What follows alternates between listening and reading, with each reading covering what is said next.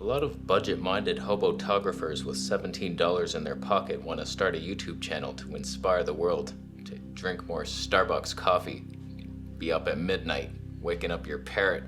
Your stupid-ass parrot has better advice than you do. Well, you're gonna need a lens for that, maybe two. Here we have the top 2 lenses for each system. This is what I would go. I've experimented with each, I know. I've used some of these, at least some. 40%. All I want is the perfect camera. All I want is the perfect camera. A lot of us get obsessed with gear because we have no goals in life and you're just chasing something shiny. And really it's the chase that is the fun part. Looking for the deal. Oh my God, he's selling it so low. I gotta pounce. And then you get it and you're like, why'd I buy that? Oh, it sucks. You don't need much. If my GoPro didn't pop like a jack-in-the-box every time I pressed record, I'd just use that thing outside, no problem. Case in point, thanks to Camera Canada. We are on a budget hobo model. This is fine, probably. I haven't seen the footage yet, but I imagine. Canon RP, I think one of the cheaper full-frame cameras you can get. 35mm, 21.8. We got it. Focus breathing.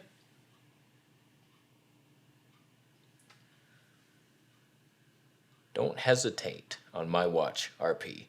When I move in like that, you follow me.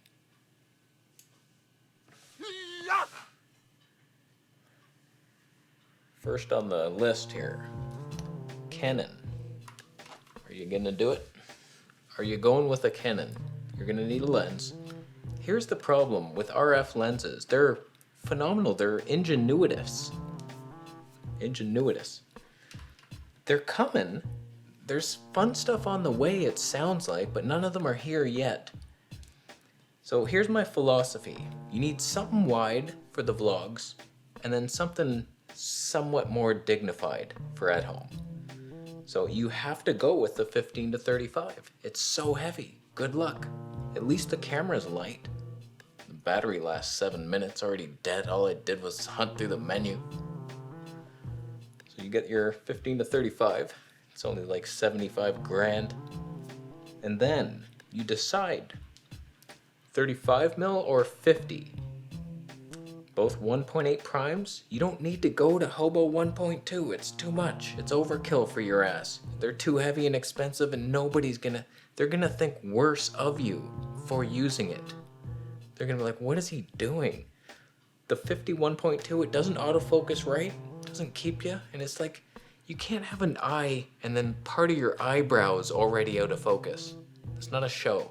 So play around with it. I like the 35, but I think I prefer the 50. I wanted to try it. I made that Canon EOS R versus A7S III video using the 50mm. I was shocked. I think I preferred the Canon image. Like, it was very similar. Sony was definitely more detailed and had more dynamic range. It was more pleasing in general, but the Canon was good enough for like a third of the cost. What the hell? And this is why it's fun to shoot with budget gear. It's fun to have something cheap and your show's good enough. It looks fine, like nobody cares. They're watching on their phone, Nokia flip phone 760. I made it up. It's in my affiliate link shop. Buy one. And then you get to laugh that you didn't spend too much money. It's fun. I miss the budget days. We're heading back. Now, ignoring all that wonderful advice, you could theoretically just spring for it and get the 85mm with the apodization filter in it. 85mm 1.2. 3 eyelashes in focus to blink, winking at your audience. Do you have any idea how much money I spent on this? Don't actually do it, but you could if you had $7,500, $100,000. That was better. Any focus breathing? When it comes to Sony, the best 2 lenses to get that complement each other, this is not debatable. You could, in theory, but just my thought process is laid out complete. 20mm 1.8. You could do it in here. It's a fantastic shot as long as you have something of interest in the background, like a flat earth map or an eagle that's hunting you. Not a fluorescent light. I went through a phase, it's over. It might return. Not in this video. Now I know what you're thinking. I want the 24mm GM 1.4. Fantastic. Yes, in here it would look okay. It would look better than the 20mm, but you can't take it outside. You're not allowed. It's too heavy. It's too much toner. It's overkill. It's like 500 times the cost. It's too much. We do, by the way, have a K&F concept filter, black diffusion in nature. Diffusing. I didn't turn on the light. You didn't even notice it. So you got your 20mm 1.8 for vlogging, and here if you want something wide, workout videos of you doing one-arm pull-ups. If you could do such a thing, I can you? But you're making fun of me for being too weak looking. That's weird. It's kind of a contradiction, isn't it? Since I can do that. To complement that lens, you have two options. 35mm 1.8, Zeiss 55mm Magic 0.8. Same apertures, toniatures. Here's the deal with focal lengths. You have to decide for your own face. I've done the math. I've seen the results. The longer you go, you think 85, that's the most flattering, not to every face. Depends who you are. For me, I get these elf ears, it looks weird. It looks weird as shit. So like it depends. If you have like a much wider face and you try to use an 85, it's gonna look like somebody's holding your ears forward and punching you in the gut. The face. Oh, I had one shot at that joke. So analyze your face, and the closer you are, the more it pulls forward your face. Versus flattening with a D. So I myself prefer the Zeiss 55mm. It's just something magic about Zeiss lenses. Part of me wants to pounce on their whole lineup, the baddest series, but you don't need it. I already got the best one, basically. I don't need the baddest 40mm to tone it to. Yes, I am purchasing it right now as we speak. I realize you don't type to buy things. The 35mm 1.8 impressed me though. No focus breathing whatsoever. It had a pleasing image. It wasn't like overly sharp like the Zeiss, showing every pore. It was a good lens. I couldn't justify already owning the Zeiss. But if you had to choose, you might even go with the 35. It's up to you. Watch your face, see what happens. Now you might be thinking I want to zoom instead of the 20mm. I want the Tamron 17-28 or even leapfrogging up to the G Master 16-35 or even the Sigma 14-24. All heavy options. Even the Tamron, the lightest of the bunch. You're not going to want to vlog with it for very long. 450 grams, that thing, roughly. The 20, that's like 373. That's borderline too much already. I'm telling you, vlogging, especially holding it out there like you should if you want magic. This isn't magic, holding it right here, little stick. Look at me, I'm resting. Your audience knows you're taking a break. Stick it out there and rough it. If you had to get a zoom, I think I would lean the Tamron 17-28 just because it's somewhat light enough for people who can't do one-arm pull-ups, but they might be able to get away with a 15-minute segment of a vlog, switching arms every 3 seconds. The G Master lens is just so heavy and expensive, you might want to go super fun wide with that 14mm 1.8. You could replace your 20 with that for Goofy Town. I think it's too goofy though. When it comes to Fuji, the most noble of the companies, they prefer image quality looking like it was shot on a film canister, as opposed to whatever this is doing right now. Just, I'm super sharp, over sharpened, sorry. You gotta go with the 16mm 1.4 for vlogs. It's a little heavy. It's still lighter than the Sony full frame setup, barely. It's doable. You could go with the 16 2.8, but then you get here with that lens, everything, not even separation. It's a bullshit lens. It's enough for outside, and it's light. And if you get a box on your chest, it won't lose you. I tested like every Fuji lens for the system, and there was a lot of user error in those days. I didn't learn the new hack where you have a focus box here. And so even if you're switching arms to this side, in general, you got a box here that's not gonna hunt to the background. So Fuji doesn't lose me as much anymore, whereas I used to have it on the multi, and Fuji makes terrible decisions in that mode. So once you're settled here, you're good to go. Now to complement that lens, just for a little more magical look in here, I like the 23mm, it's barely different, but it is enough difference. Or you wait for the 33mm coming. I bet you that thing's gonna be something special. I want one. You could go with the Viltroxes, they're good enough. It's just, there's something about Fuji lenses, the color, the contrast, it's different and better. Louder autofocus noises. So put a blanket on it or something. But if it was me, third-party lenses are just weird. You might not want to do it. Speaking of third-party lenses that are too wide for their own good, oh, we got secrets coming. You see, you can go way too wide on it. We're doing it. It's a bit much, you goofball, but it's fun. Will the stave handle itself outside? There's no mic up there. The battery's flashing. I can't even make one video with it. Not one video. Oh, man. No. I have so many more companies to make fun of. We'll switch to the Canon R when this thing dies, see if the quality changes at all. When it comes to Olympus, easy game. 12mm Tone-2 for the vlogs. You would think 7-14. Oh, wow. It's heavier than the Tamron. The thing is a bunch of glass in there. There's glass inside the lens. It makes it super heavy. Don't even look at that one. The 9-18, it's barely wider than the 12. The thing's a kit lens in disguise, and it's so expensive. It makes no sense.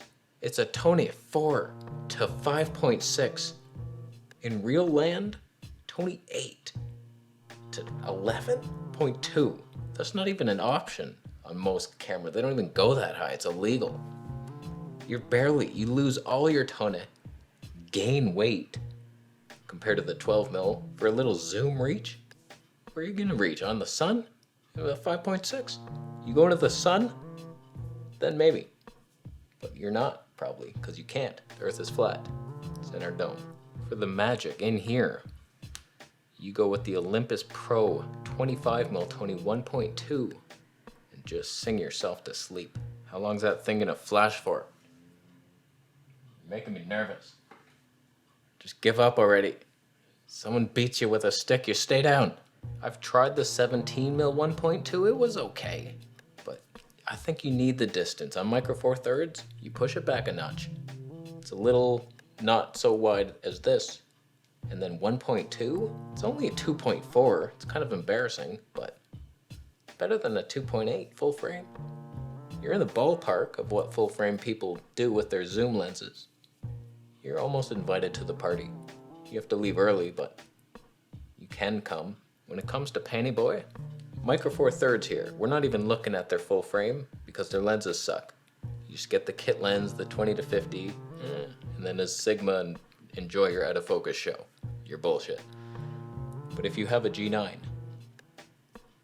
or a GH5 II, that's so much better. Bullshit update.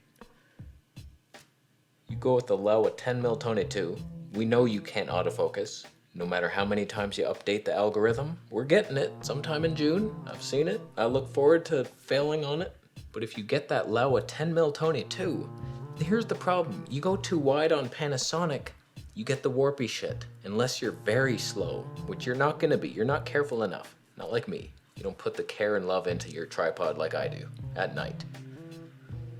10mm Tone-2, you're not gonna get the waves.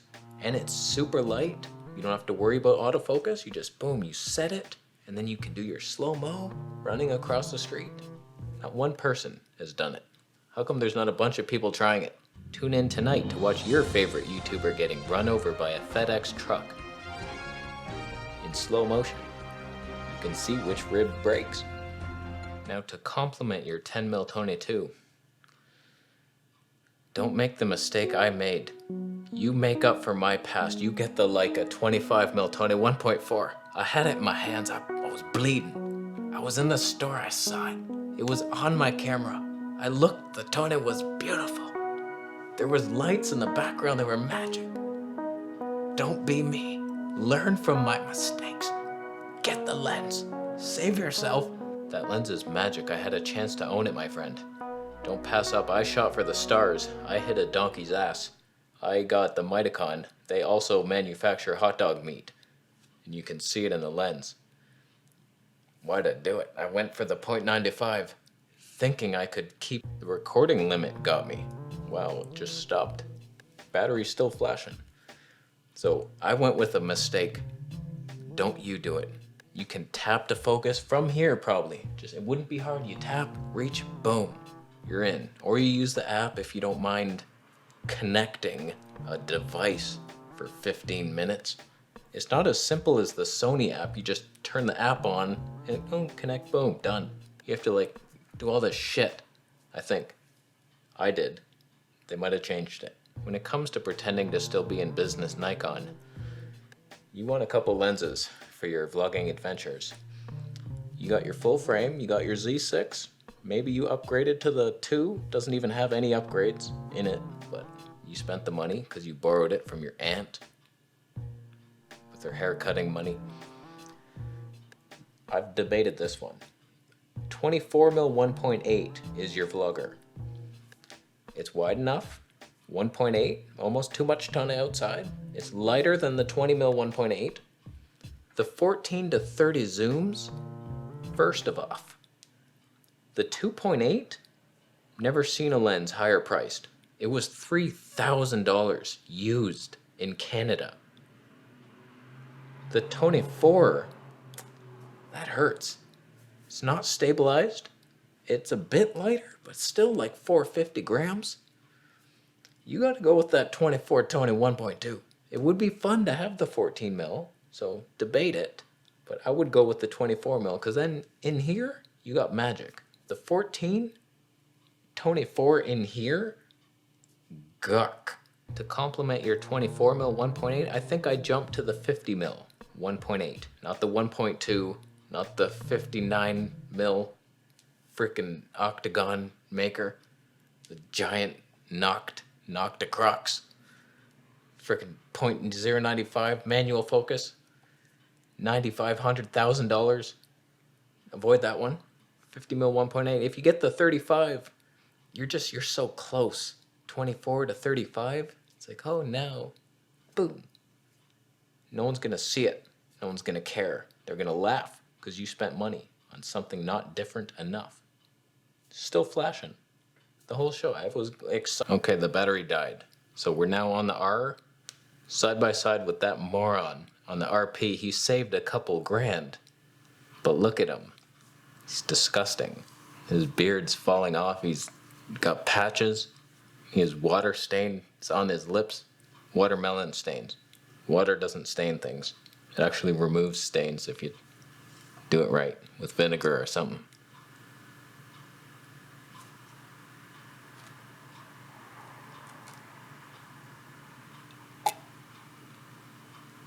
So those are my top two. If you have the Z50, you just have your kit lens for vlogging and then maybe get the 24mm 1.8. It'll be like a 43-ish. It could be doable. Unless you do wildlife vlogs, you might need a longer zoom. I didn't really cater to any other audience other than egotistical vloggers who don't show anything important. So get a zoom in your life if you want it. The Fuji zooms suck. So, Olympus. But if you're filming yourself, those are the options. If you are like a wildlife vlogger, you got your zoom lens, then you can no longer film yourself with that lens. Then you need an action cam and the zoom. In that which case, you go micro four thirds for the zoom reach potential. With an Olympus body, so your birds are in focus. I hope they peck your eyes out after you buy a Camera Conspiracies t-shirt. Do you agree with my selections? Of course you do. If you didn't, you'd be wrong. That would suck for you. I'm gonna go. Subscribe for more videos and I'll see you in the next one.